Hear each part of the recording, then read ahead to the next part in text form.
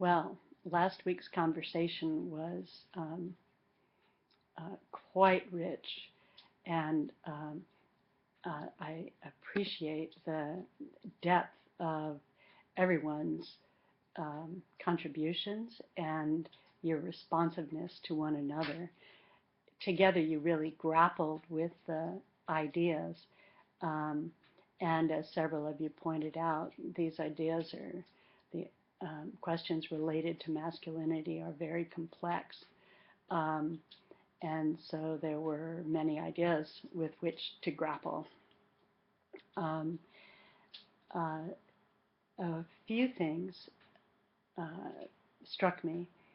Um, you can tell by reading um, um, the forum entries how much difference it makes to link your ideas and support them with the literature. That makes for a much richer conversation, and that was great when you did that. One thing that is missing in the conversation is the overall picture. Um, it's very easy to look at parts of the picture. Um, for example, um, how um, men, what men should learn, um,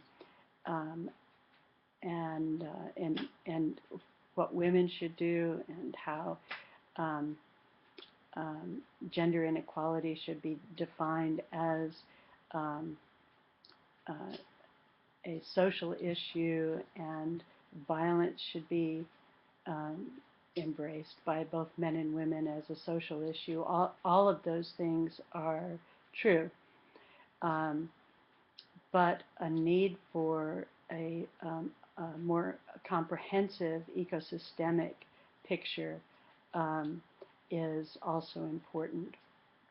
I've attached to this week's reading a wonderful short piece called The Origin of Patriarchy. And so it provides the historical foundation for patriarchy. And so, in a nutshell, um, some um, scholars believe that in the Paleolithic and up till the end of the Neolithic eras, when people were still hunting and gathering, um,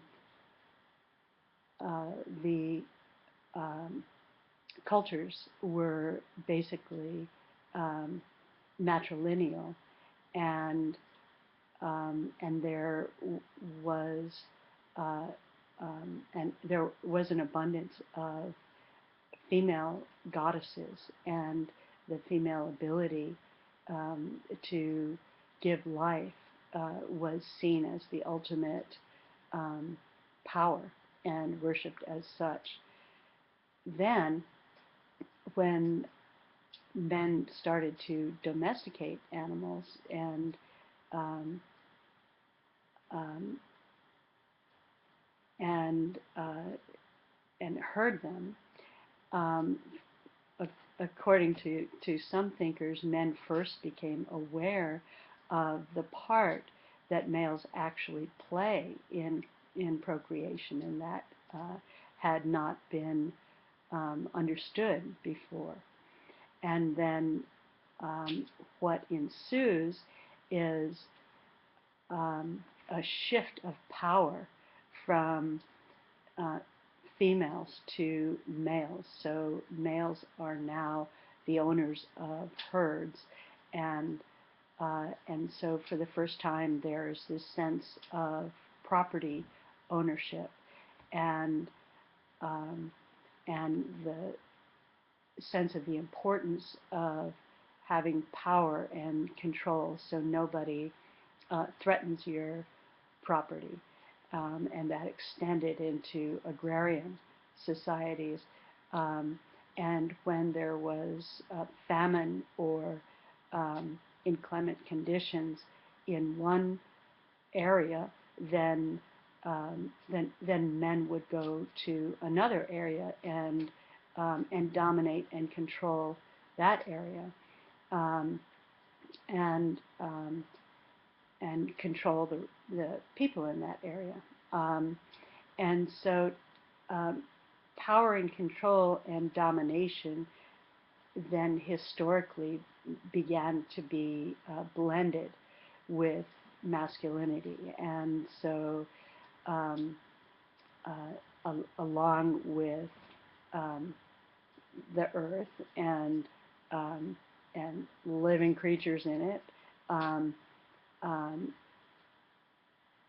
women were also um, dominated, and um, that, for example, is the origin, according to this theory, of rape used as a tool of war, and women perceived as property, and women basically demoted to the role of uh, slaves, where they had to work very hard and were not compensated for that work, and didn't um, receive power commensurate with the work that they were doing. And then you can see these early origins played out um, across history.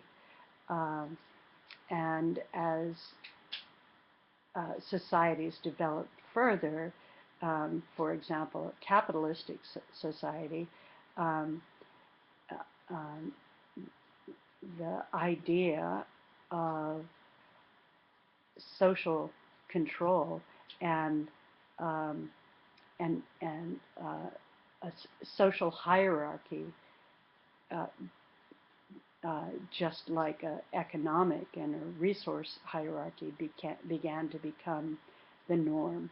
And so, anyway, it's worth a look at this article, because it lays out the historical underpinnings um, very clearly.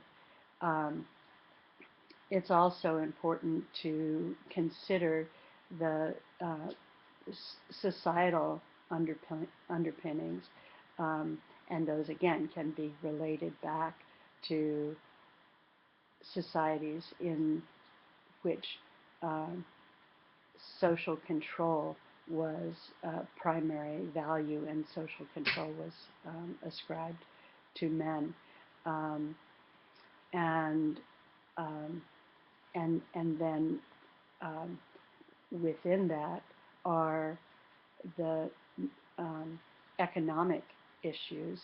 Uh, Women are perceived to be economic assets, and so it all um, hangs together if you look at the overall ecosystemic context. So yes, it's true that men and women need to share equally the responsibilities uh, for social problems, that men and women need to share equally the responsibility of maintaining household and community, and raising children, or being caregivers in other regards. Um, those things are true, but they're also, from a micro perspective, it's very important to look at the interweaving of multisystemic issues that um, um, create a more holistic understanding. Um, so that's why you are getting lots of practice in critical analysis. Um, the first question that comes to mind, that I'm hoping will come to mind, is, here's a human issue. What sense does it make in ecosystemic context? And in in all of my work with individuals and families and communities, I haven't yet found an problem or an issue that did not make sense in ecosystemic context. In fact, um, in your in your in your effort to understand social problems, that's critical, and in your social work practice as well. If you can't figure out what sense the issue or presenting problem makes in context, then you need to get more supervision or make a referral, because none of us um, wake up in the morning and say, we're going to have this, um, I'm going to have this bizarre um, uh, situation. I'm going to do things that are going to really complicate my life. Um, and um, and I think the same is true at other ecosystemic levels. So it was quite a wonderful conversation, and um, the author of this article, historical, I mean the creation of patriarchy, um, can can give you much more insight than I could with this little thumbnail sketch. So I think it's worth a read.